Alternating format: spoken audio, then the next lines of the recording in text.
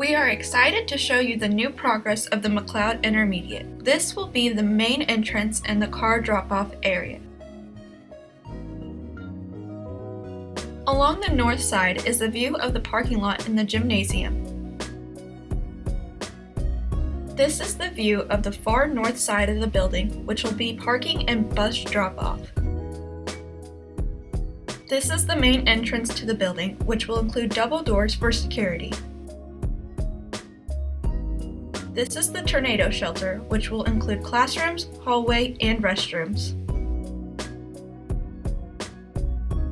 This is the cafeteria area and is on the east side of the gymnasium.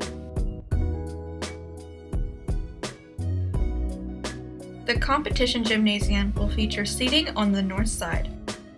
This is an example of the classroom sizes.